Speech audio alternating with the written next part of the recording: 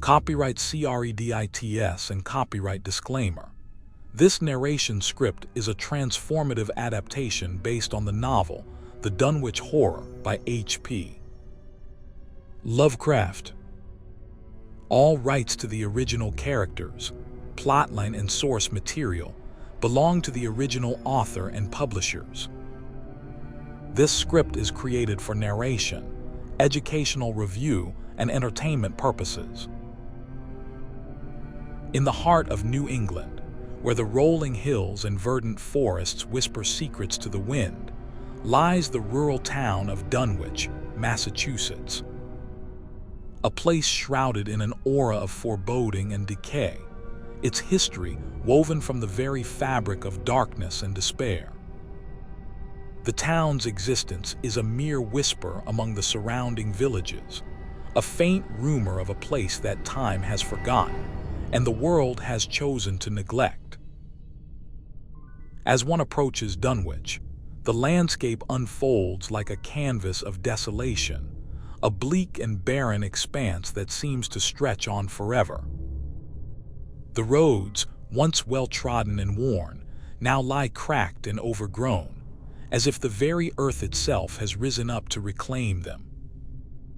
The trees, twisted and gnarled, stand like sentinels, their branches grasping towards the sky like skeletal fingers, as if in supplication to some ancient and malevolent deity.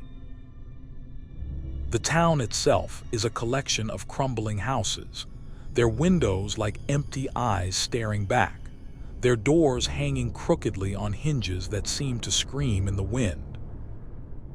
The streets, once bustling with life and laughter, now lie silent and still, the only sound the soft rustling of leaves and the distant, mournful howl of the wind.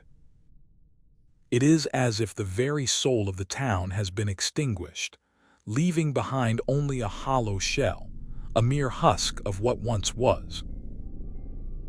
The history of Dunwich is a dark and troubled one, filled with whispers of witchcraft and ancient rituals, of forbidden knowledge and unspeakable horrors. The town's founders, a group of settlers who arrived in the early 17th century, were said to have been driven by a desire to escape the constraints of civilization, to forge a new life in the wilderness, free from the prying eyes of the outside world. But as the years passed, the town became increasingly isolated, its inhabitants turning inward, their minds and souls consumed by the very darkness that surrounded them. The people of Dunwich are a curious lot, their faces gaunt and drawn, their eyes sunken and haunted. They move with a slow, deliberate pace, as if weighed down by the burden of their own secrets. Their voices are low and hushed, their words laced with a subtle, almost imperceptible hint of malevolence. It is as if they are hiding something, some terrible truth that they dare not speak aloud, lest the very walls themselves come crashing down around them. The air in Dunwich is heavy with an almost palpable sense of foreboding, a feeling that something is watching, waiting, and patiently biding its time. The sky above seems to press down upon the town, a physical weight that crushes the spirit and suffocates the soul. The wind, when it blows, carries with it a mournful sigh, a lament for all that has been lost and all that is yet to come. In the midst of this desolate landscape, there stands a house, a monstrosity of a building that seems to defy the very laws of nature itself. The house of the Whateley family, a place of dark legend, where the boundaries between reality and madness are blurred, and the horrors that lurk within are said to be beyond human comprehension. It is a place where the fabric of reality is thin, where the veil between the worlds is at its most fragile, and the horrors that lurk beyond are waiting, patiently, to pounce. The Whateleys themselves are a family shrouded in mystery, their history a tangled web of deceit and corruption.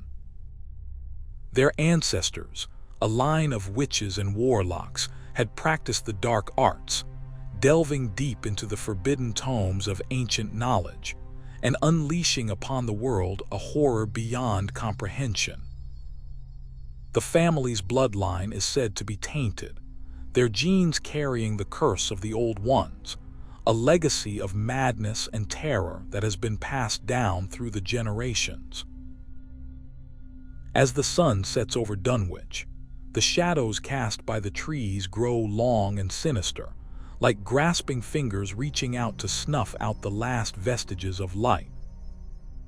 The wind begins to pick up, its mournful sigh growing louder, a death knell that tolls the approaching doom of all who dwell within the town's crumbling walls. And in the midst of this eerie, unsettling landscape, the house of the Whateley stands, a monolith to the horrors that lurk within, a beacon of darkness that draws in the unwary, like moths to a flame. In this forsaken place, where the darkness reigns supreme, and the light of reason is but a distant memory, the horrors that lurk in the shadows wait patiently for their moment to strike. The people of Dunwich, trapped in their living nightmare, are powerless to stop the impending doom, their minds and souls consumed by the very evil that surrounds them. And as the darkness closes in, the town itself seems to whisper a haunting, otherworldly melody, a siren's call that beckons in the brave and the foolhardy to come and witness the horrors that lurk within its crumbling walls.